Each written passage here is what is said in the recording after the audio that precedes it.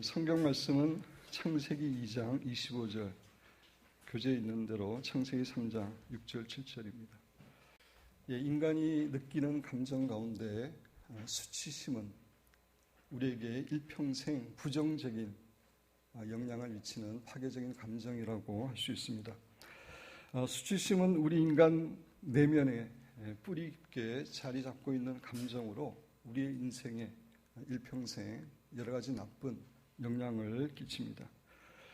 우리가 수치심을 갖고 있을 때 우리는 주님께서 허락하시는 진정한 자유와 평강과 기쁨을 누리기가 힘들고 늘 천근만근 무거운 마음을 가지고 인생을 살아갈 수밖에 없습니다.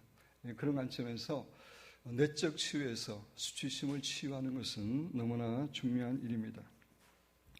오늘 이 시간에는 수치심이 구체적으로 무엇인지, 우리가 수치심을 갖고 있을 때에 우리에게 어떤 증상이 나타나는지, 수치심이 하나님의 뜻인지 아닌지, 그리고 수치심의 원인이 무엇인지, 그리고 우리가 그리스도인으로서 어떻게 수치심을 치유하고 하나님이 주시는 진정한 평강과 자유와 기쁨 가운데 살아갈 수 있는지 살펴보면서 하나님께서 우리 각자에게 주시는 은혜와 교훈을 받기를 원합니다.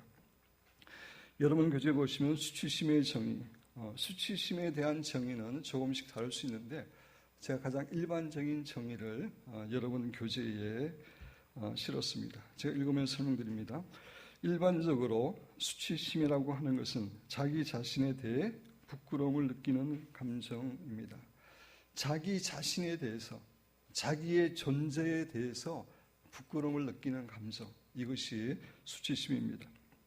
좀 더 구체적으로 말씀드리면 나는 부족하고 흠이 많고 좋지 않은 사람이야. 나는 자격이 모자라고 무가치하며 별로 쓸모가 없는 존재야 라고 생각하는 감정이 수치심입니다. 이러한 의미에서 수치심은 건전한 자아상과 반대되는 그런 감정이라고 할 수 있습니다. 부끄럽다, 창피하다, 면목이 없다, 떳떳하지 못하다, 만족하지 못한다, 낯뜨겁다, 숨고 싶다, 도망가고 싶다 등의 말로 표현될 수 있는 감정이 수치심입니다.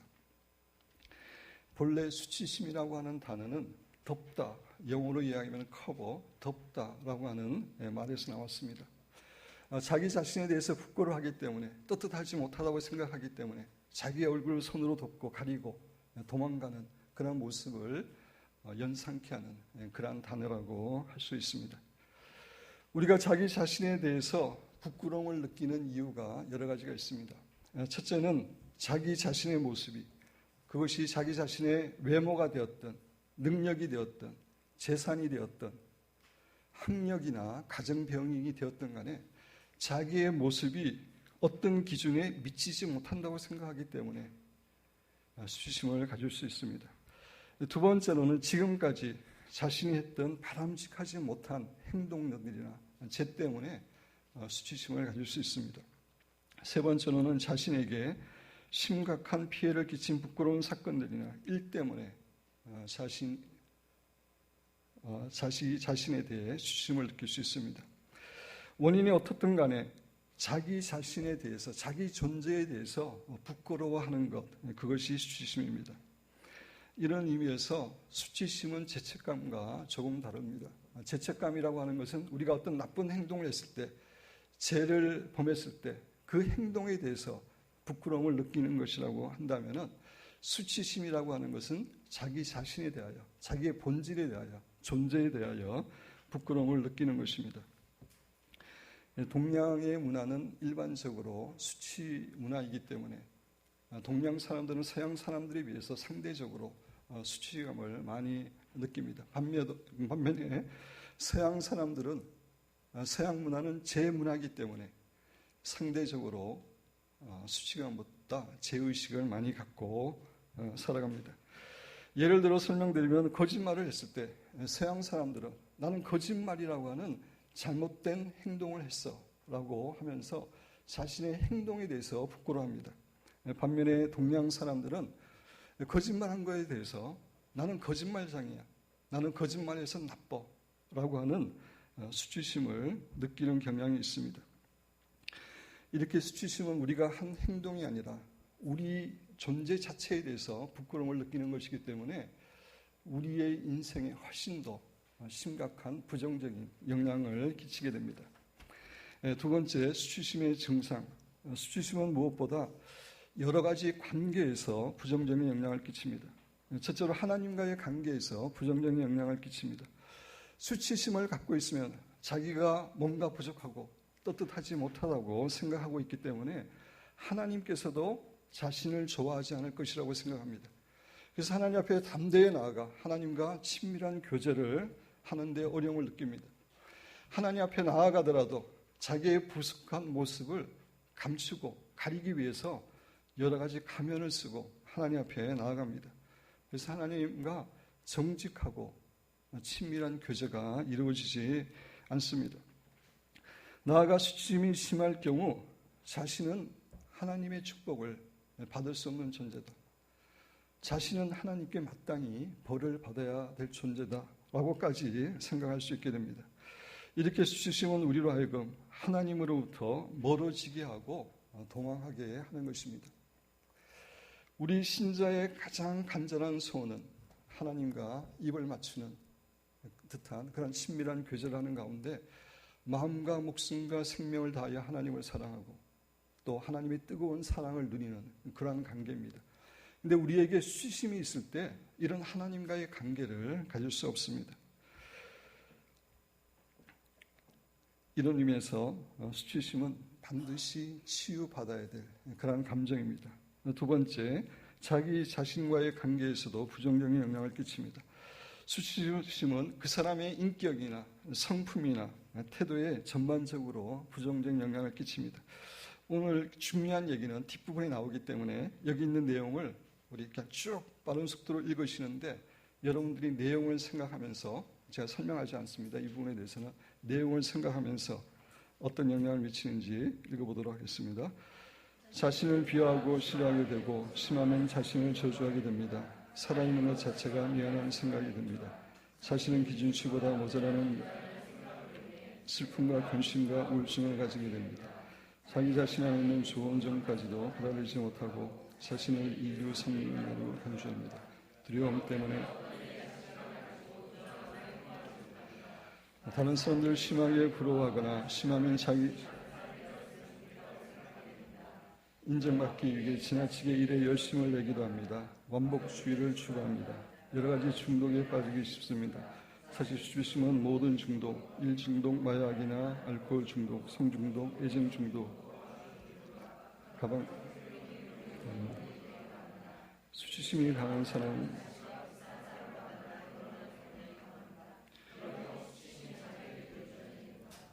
또 사람과의 관계에서도 부정적인 영향을 끼칩니다. 우리 쭉 같이 내용을 생각하면서 읽어보겠습니다.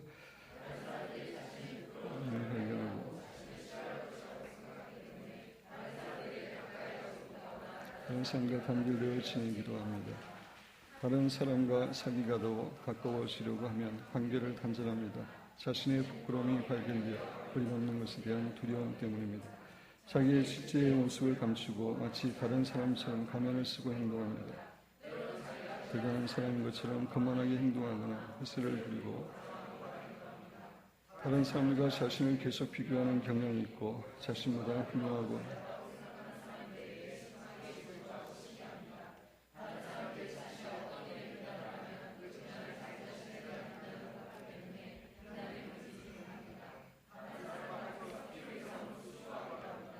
다른 사람 기분을 맞추고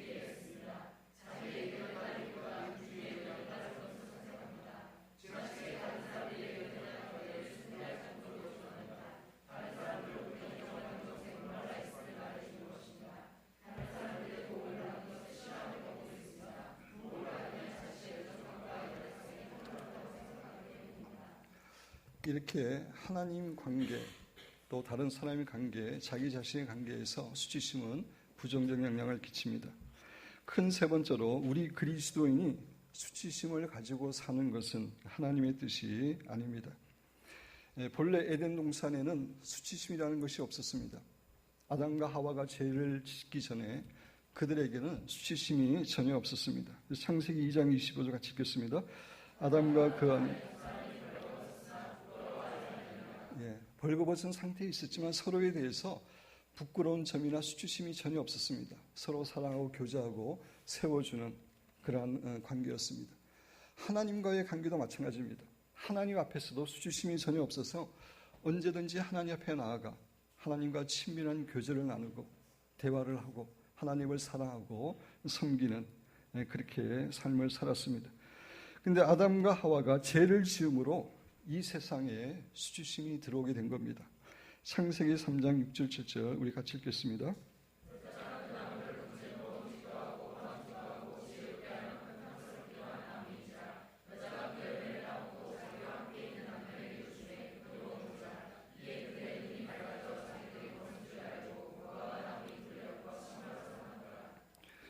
아담과 하와가 선악과를 따먹는 죄를 범하게 되자 가장 먼저 그들의 눈이 밝아져서 자기의 부끄러운 모습을 보게 되어서 무화과나무 잎으로 치마를 만들어서 자기를 가렸다라고 이야기하고 있습니다. 하나님 앞에서도 자신들을 부끄러워하게 되었습니다. 창세기 3장 8절에서 10절 우리 같이 읽겠습니다.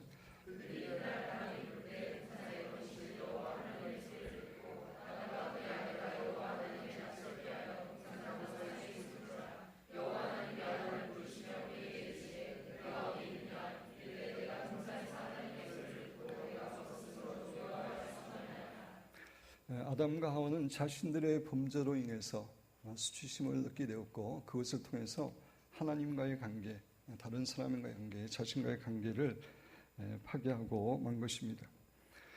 사랑하는 성도 여러분, 수치심은 하나님께서 본래 계획하신 것이 아닙니다. 수치심은 죄로 인해서 온 것입니다. 앞으로 우리 성도들이 영원히 살 천국에서는 결코 수치심이 없습니다.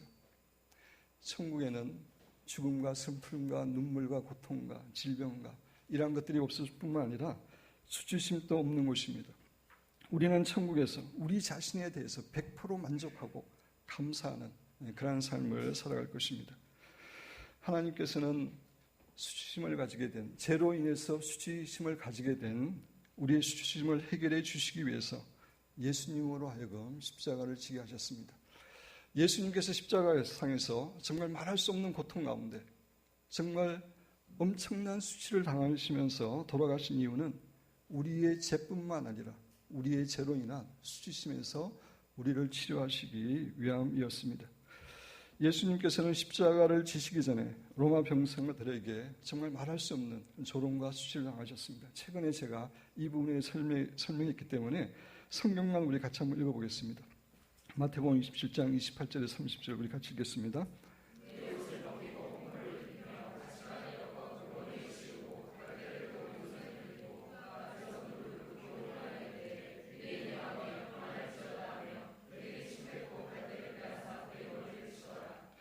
십자가상에서도 심한 조롱과 수치를 경험하셨습니다. 누가복음 23장 같이 읽겠습니다.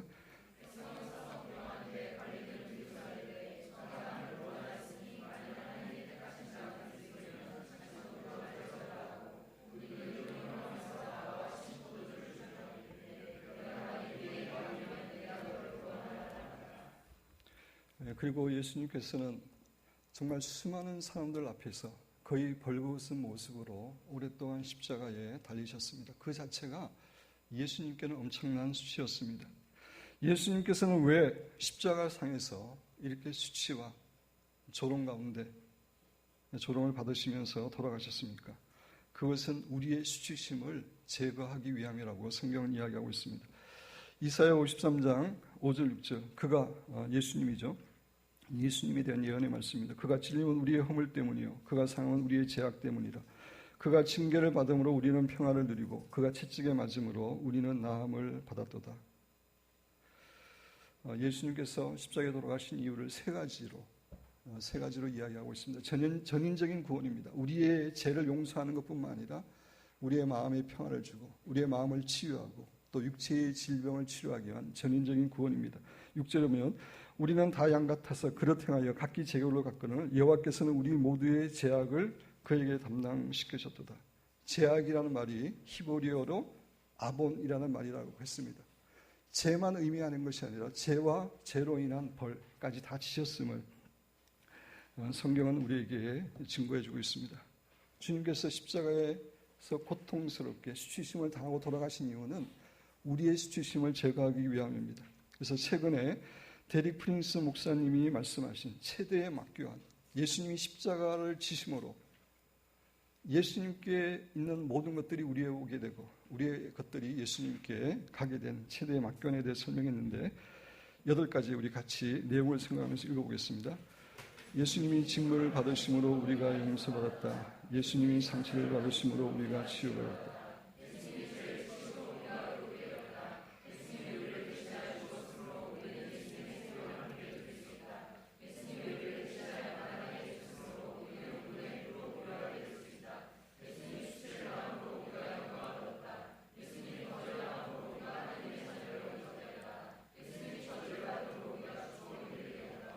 여섯 번째가 예수님이 수치를 당함으로 우리가 영광을 얻게 되었습니다. 예수님의 영광을 얻게 되었습니다. 그런 관점에서 우리가 수치심을 가지고 살아가는 것 결코 하나님의 뜻이 아닙니다.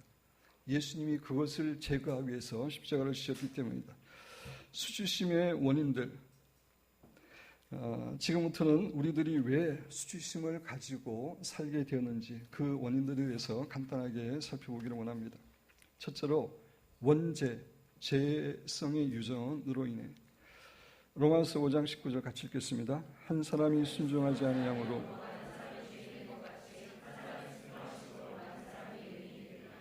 아담과 하와가 범죄함으로 그 모든 자손은 원죄를 가지고 태어나게 되었습니다. 그런데 그 원죄 안에는 자기 자신에 대한 부끄러움도 포함되어 있습니다.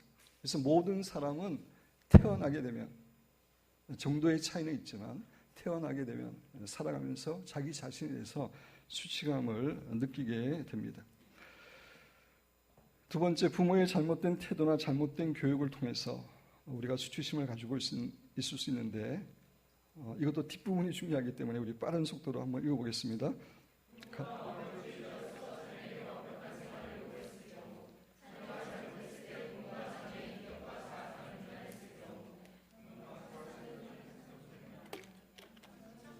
그 부분 좀 설명을 해야 되겠습니다.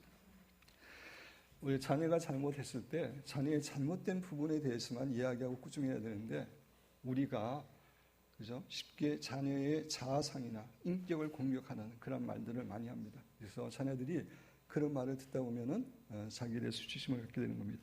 답은 우리 답원서부터 같이 읽어보겠습니다.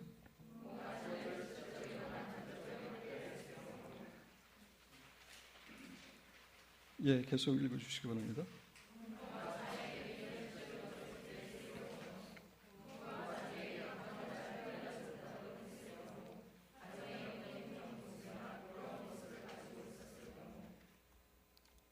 학교 선생님들을 통해서 지금은 좀 다르지만 제가 학교 다닐 때는 정말 많이 맞았습니다. 맞아도 그냥 손바닥으로 따기를 그냥 선생님이 그냥 원하는 대로 때렸어요. 근데 그렇게 따기를 맞으면은 수치심을 느낄 수밖에 없습니다.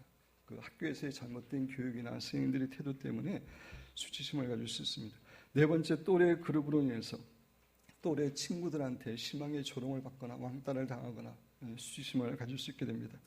하나님에 대한 잘못된 가르침을 통해, 잘못된 가르침이라기보다 잘못된 오해를 통해서 하나님은 완전한 삶을 살아가는 성도만 기뻐하시고 우리가 조금이라도 죄를 범하게 되면 우리를 심하게 벌하시는 하나님이다. 하나님에 대해서 잘못 오해하고 있으면은 우리가 완전한 삶을 살아가지 못하고 있기 때문에 우리 자신에 대해서 수치심을 가지고 살 수 있게 됩니다. 여섯 번째, 살면서 자신에게 피해를 끼친 사건들이나 일 때문에 자기 자신에 대해 부끄러움을 느낄 수 있습니다. 쉬운 예를 들어서 다른 사람에 의해서 교통사고가 나서 내 몸이 불구가 됐거나 얼굴이 심하게 흉터를 가지게 됐을 때 수치심을 느끼게 되는 게 대부분의 경우의 사람들입니다. 이렇게 죄성의 유전뿐만 아니라 여러 가지 살아온 환경으로 인해서 우리가 자연스럽게 수치심을 가지고 살게 되는 것입니다. 다섯 번째, 수치심의 치유.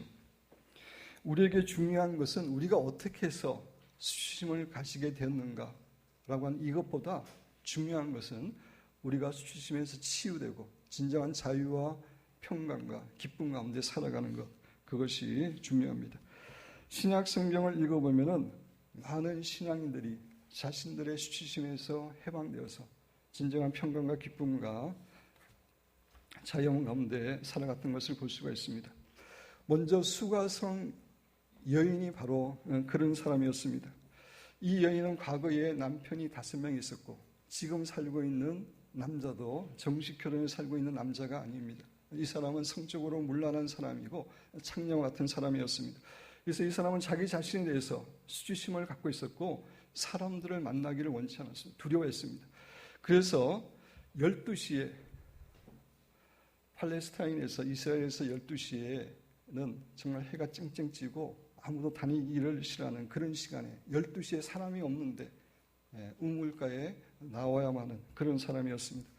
그런 여인이 예수님을 만나자 그의 모든 수치심이 치유받았습니다. 여러분 교재 요한복음 4장 39절에 보면 여자가 주님을 만나고 나서 사마리아 성의 동네에 가서 사람들에게 말하는 겁니다. 여자의 말이 내가 행한 모든 것을 그가 내게 말하였다 증언하였으므로 그 동네 중에 많은 사마리아인이 예수를 믿는지라. 그전에는 사람들을 피했는데 자기가 자원해서 사마리아 동네 사람들에게 찾아갔습니다. 그리고 하는 얘기가 내가 행한 모든 것을 그가 내게 말하였다. 자기 행한 모든 것은 얼마나 부끄러운 일입니까? 숨기고 싶은 일인데 주님을 통해서 치유함을 받았기 때문에 그것을 말한 주님을 이야기할 수 있었습니다. 수가성의 많은 사람들이 예수님에 대해서 관심을 갖고 믿게 된 이유 가운데 하나는 이 사마리아 여인이 수치심에서 치유되고 그의 삶이 완전히 변화되었기 때문입니다.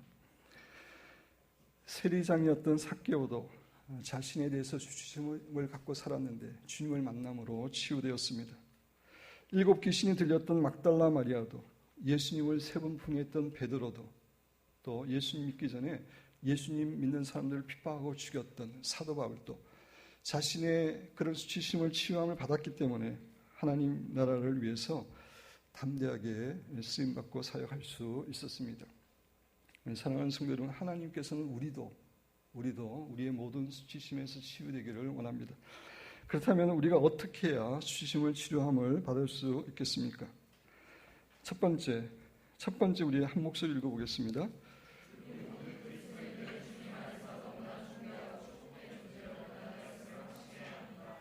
우리 그리스도인들은 주님 안에서 정말 존귀하고 축복된 자입니다. 고린도후서 5장 17절 보면 그런즉 누구든지 크리스찬 누구든지입니다. 한 사람도 예외 없이 그리스도 안에 있으면 새로운 피조물이라 이전 것은 지나갔으니 보라 새 것이 되었다라고 이야기하고 있습니다. 사도 바울 성신에 그리스도 안에라고 하는 표현이 164회가 나오는데 그리스도 안에 있는 자는 우리 믿는 자들을 가리키는 말입니다. 사도 바울이 우리 신자들 그리스도 안에 있는 자라고 말하는 이유는 우리 신자는 불신자들과 전혀 다른 존재임을 알려주기 위함입니다. 우리 신자들은 그리스도 안에서 예수 그리스도와 연합되어 있는 자, 그리스도 안에 있는 모든 축복을 누리는 자, 그리스도 예수 안에서 예수님이 주시는 지혜와 능력과 사랑을 공급받을 수 있는 자, 그런 의미를 표현하기 위해서 사용한 것입니다.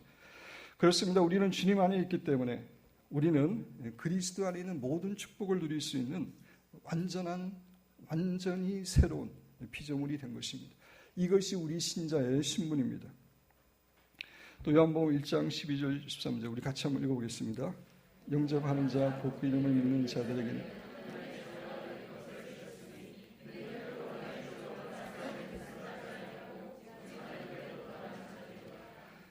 우리 거듭난 신자들은 하나님의 자녀로 태어난 것입니다. 다시 말씀드려서 하나님의 로얄 패밀리 안으로 태어나서 하나님의 왕자와 공주가 된 사람들입니다. 따라서 영적으로 보면 우리 크리스찬들은 한 사람도 예외 없이 너무나 축복된 존재입니다. 요새 말로 표현하면 제가 종종 표현하지만 다이아몬드 수저를 입에 물고 태어난 초특훈층의 그러한 존재들이 우리 크리스찬들입니다.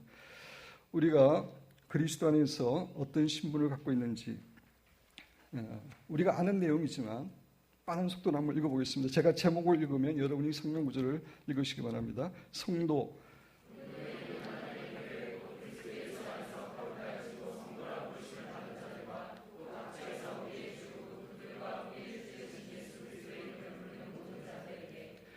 세상의 소금과 빛.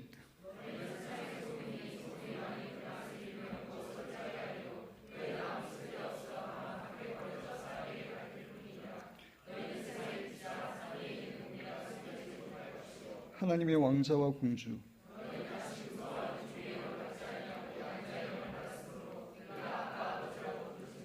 하늘나라에 앉은 자.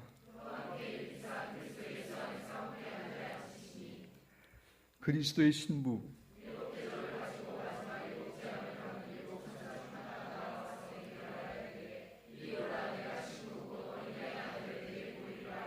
왕같은 제사장과 하나님의 백성.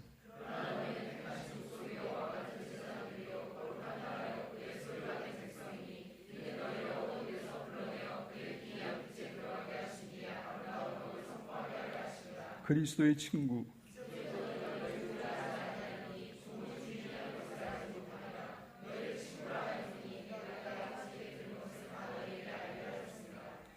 이것이 예수 그리스도의 십자가를 통한 우리의 새로운 피조물로서의 신분입니다. 윌리엄 바클레이의 말도 우리가 내용을 생각하면서 한 목소리 읽어보겠습니다.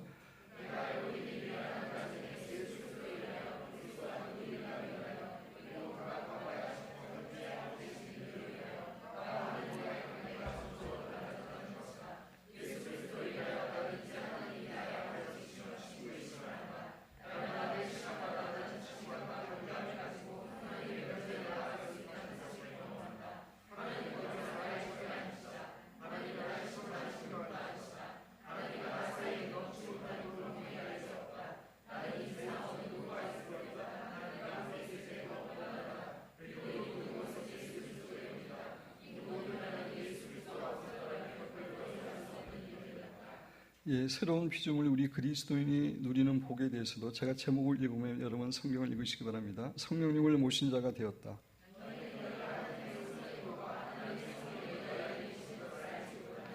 천국의 신령한 복을 받았다.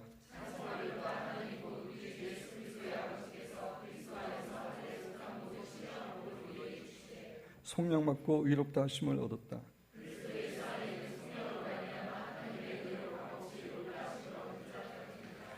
용서받고 율법의 정죄에서 자유하게 되었다.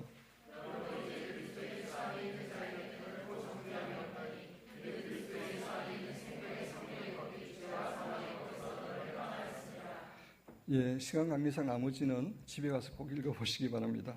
사랑하는 성도 여러분, 그리스도 안에 있는 우리 신자들은 결코 더 이상 부끄러운 존재들이 아닙니다. 우리는 하나님의 왕자와 공주로서 주님 안에 있는 모든 축복들을 누릴 수 있는 그러한 자녀들입니다.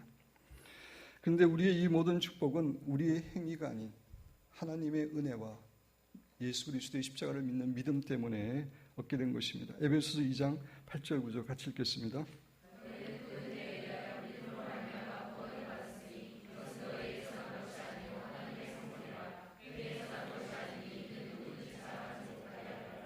우리는 하나님의 은혜와 예수 그리스도의 십자가의 공로를 통해서 주님 안에 있는 모든 것을 누릴 수 있는 정말 존귀하고 축복된 존재가 되었습니다.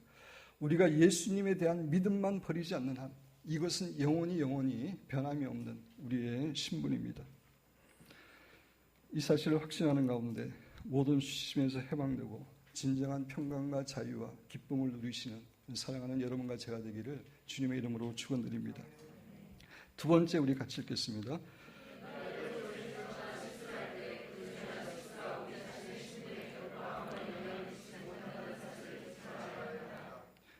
사실은 오늘 제 설교의 가장 중요한 포인트는 이 부분입니다.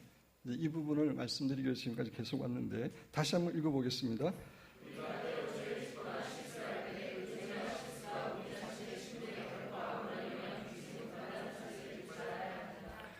우리는 자라오면서 잘못을 했을 때 부모님으로부터 우리의 인격이나 자아상을 공격받는 그런 말을 많이 들었기 때문에 우리가 죄를 범하게 될 때에 스스로 우리의 자아상이나 인격을 공격하는 그런 경향이 우리에게 있습니다.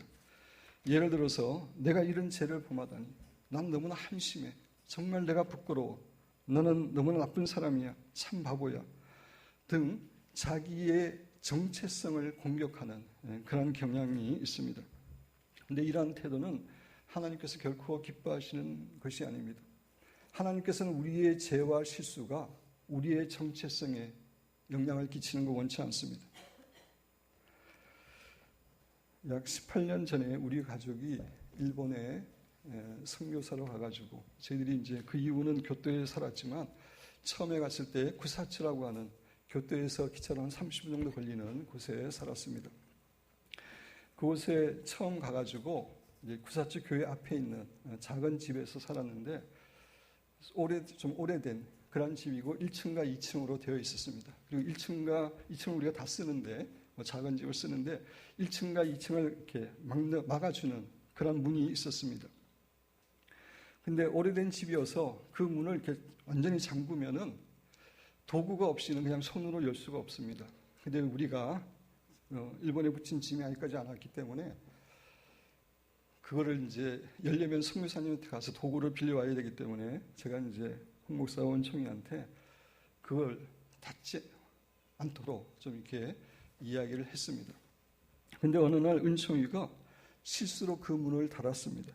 그러자 은총이가 자기가 실수한 거에 대해서 나는 정말 바보야. 나는 한심해. 내가 왜 이러한 일을 했을까? 나는 저런 걸 자격도 없어. 제가 정확한 내용은 기억 안 나지만 이런 내용으로 자기에 대해서 한참 비하하는 말을 했습니다. 사실 은총이는 그때까지 정말 긍정적인 아이로 그런 얘기를 한 적이 없어요. 근데 뭔가 홀렸는지 그냥 그 실수 때문에 자기에 대해서 막 자학하고 막 그러면서 자기 머리도 때리고 그랬습니다. 그래서 저는 그 은총이 이야기를 들으면서 정말 황당하기도 하고 심지어 화가 나기도 했습니다. 사람이 깜빡 실수도 할 수 있는 일이고 그 실수 때문에 자기가 악한 사람이다, 나쁜 사람이다 막 이렇게 정죄하는 것은 오버하는 것이고 바르지 않는 것이기 때문입니다. 그래서 제가 은총이를 잡고 너 정신 차려. 너 지금 왜 그러냐. 사람이 실수할 수 있는 건데 왜 네 자신을 정체성을 공격하느냐. 그렇게 이야기한 적이 있습니다. 사랑하는 성도 여러분, 하나님의 마음도 마찬가지입니다. 우리가 어떤 죄를 범하고 실수를 한다 할지라도 그것으로 인해서 우리의 주님 안에서 얻게 된 존귀한 정체성에 대해서 비난하거나 자학하거나 그렇게 하기를 원치 않으십니다. 우리가 죄를 범했을 때 나는 악한 사람이야. 나는 어리석은 사람이야. 나는 한심한 사람이야. 하나님의 사랑과 은혜를 더 이상 받을 자격이 없어. 이렇게 반응하는 것은 예수 그리스도의 십자가를 통해서 우리에게 허락하신 그 존귀한 축복들을 부인하는 말입니다. 부정하는 말입니다. 불신앙의 말입니다. 하나님이 기뻐하지 않습니다. 사랑하는 성도 여러분, 우리의 어떤 죄나 실수도 주님 안에 있는 우리의 정체성을 변화시킬 수 없음을 확신하시기 바랍니다. 왜냐하면 우리의 정체성은 결코 우리의 선한 행위로 얻어진 것이 아니라 하나님의 은혜와 예수 그리스도의 십자가의 공로를 통해서 믿음으로 은혜로 주어진 것이기 때문입니다.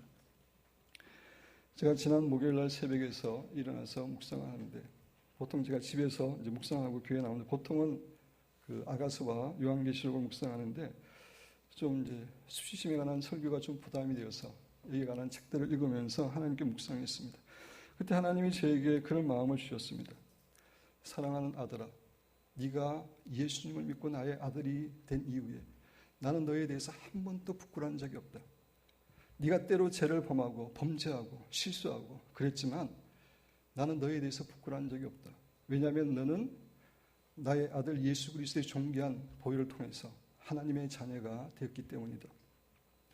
그 말씀을 이렇게 주셔서 얼마나 은혜가 되었는지 모릅니다. 사랑하는 성도 여러분, 하나님은 우리의 죄 때문에 우리를 부끄러워하지 않습니다. 물론 우리가 죄를 짓는다면 하나님은 그것에 대해서 안타까워하시고 마음을 아파하실 것입니다. 그럼에도 불구하고 하나님께서 우리의 자녀됨에 대해 부끄러워하시는 일이 없음을 확신하시기 바랍니다.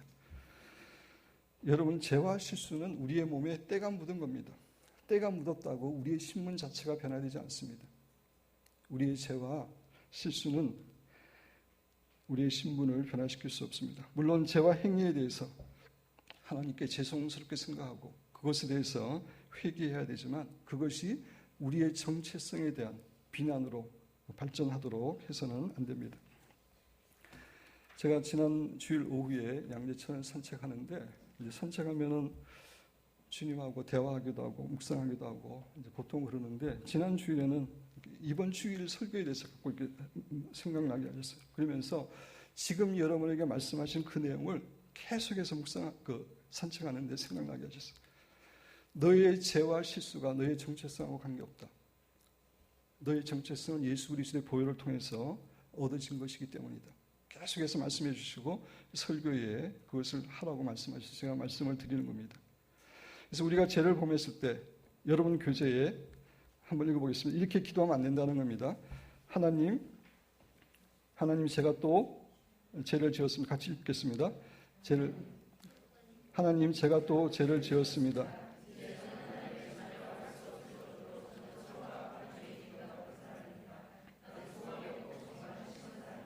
이렇게 기도하는 것은 겸손이 아닙니다. 예수 그리스도의 십자가의 공로를 부인하는 사탄의 전략에 넘어간 것입니다. 우리는 죄를 범한다 할지라도 이렇게 믿음으로 기도해야 됩니다. 우리 같이 읽겠습니다.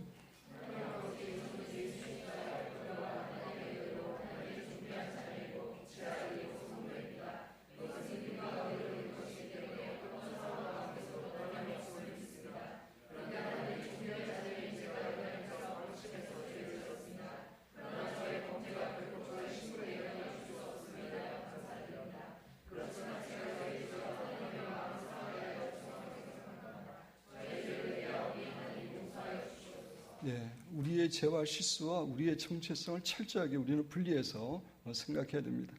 우리 함께 선언하기에 우리 네 문장이 있는데 마지막 문장이 조금 실수가 있습니다. 나는 사탄이 나의 죄와 실수가 돼 있는데 나의 죄와 실수로 인하여 그렇게 좀 고치시기 바랍니다. 나의 죄와 실수로 인하여 그렇게 고치고 그 위에서부터 네 문장을 우리가 믿음으로 한번 같이 읽어보겠습니다.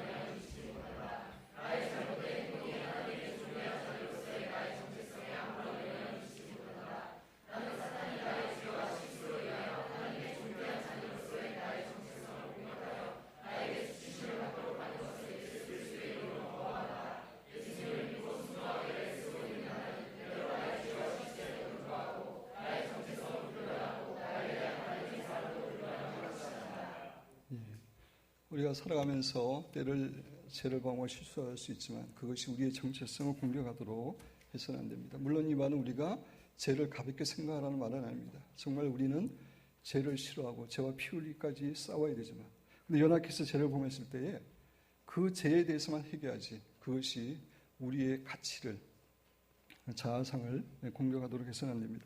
세 번째, 현재 우리 자신의 부족하고 연약한 모습에 낙심하거나 그것이 우리의 정체성을 공격하도록 허락해서는 안 됩니다. 현재 우리 모두에게는 부족한 모습이 있습니다. 여러분 가운데 나는 부족함이 없다라고 생각하시는 분 계세요? 우리의 능력도 부족하고 지혜도 부족합니다. 그런데 이것은 지극히 정상입니다. 왜냐하면 하나님이 우리를 창조하실 때 우리를 그렇게 창조하셨기 때문입니다. 지혜가 부족하고 능력이 부족해서 하나님만을 의존하도록 하나님께 기도하고 메어 달리도록 우리를 그렇게 부족하게 창조하신 것입니다. 그래서 현재 우리의 부족하고 연약한 모습에 낙심하거나 그것이 우리의 정체성을 공격하여 우리에게 수치심을 가져오도록 해서는 안 됩니다. 사도 바울은 자신의 약함 때문에 결코 수치심을 느끼지 않았습니다. 고린도후서 12장 9절에서 10절 우리 같이 읽겠습니다.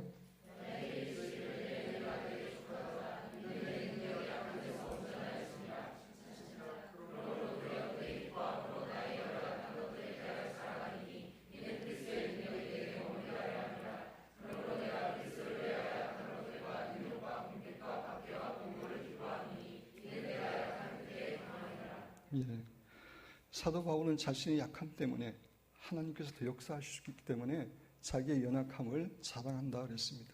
이것이 우리가 가져야 될 태도입니다. 찬양 가운데 내 연약함까지 사랑하신 주님이라는 찬양이 있습니다. 주님은 우리의 연약함까지 사랑하십니다. 그게 사랑의 본질입니다. 진정한 사랑은 좋은 점만 사랑하는 것이 아니라 연약한 점도 부족한 점도 다 포함해서 사랑하는 것이 진정한 사랑입니다. 예수님은 우리의 연약함까지도 우리를 사랑하시고 존귀히 여기시기 때문에 결코 수치심을 가져서는 안 됩니다. 우리 자신에게 선포하기, 우리 같이 한번 선포해 보겠습니다.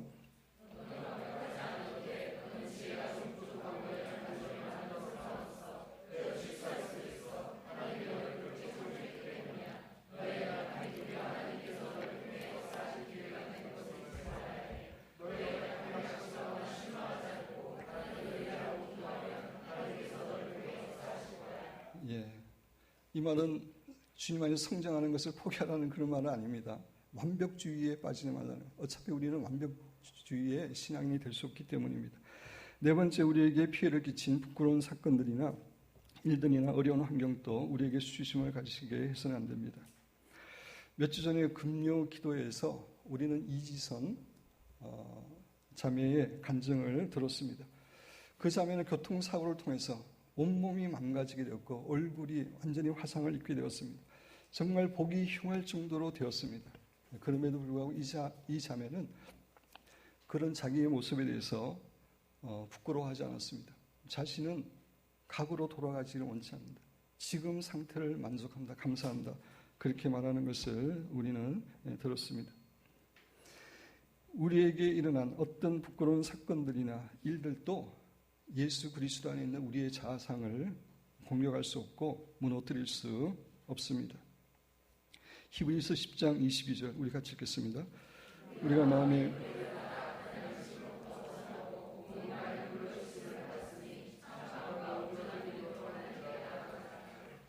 우리 그리스도인들은 예수님의 보혈로 완전히 씻음을 받은 그런 존재입니다.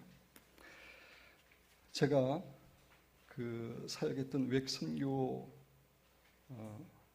해에 그 아프리카에서 선교 사역하던 그 우리 여자 선교사님이 그 나라에서 방문들에 의해서 성폭행을 당했습니다. 그럼에도 불구하고 그분은 예수 그리스도의 보혈이 자기를 정결케 했기 때문에 그 어떤 것도 자기를 더럽힐 수 없다고 이렇게 믿는 믿음 가운데 다시 그 나라에 가서 선교 사역을 했다고 하는 그런 이야기를 드린 적이 있습니다. 우리에게 일어난 그 어떤 부끄러운 사건들이라도 우리의 정체성을 무너뜨릴 수 없습니다.